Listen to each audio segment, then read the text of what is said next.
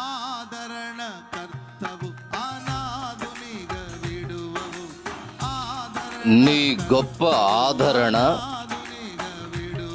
నా ప్రాణమునకు నెమ్మది కలుగజేయుచున్నది.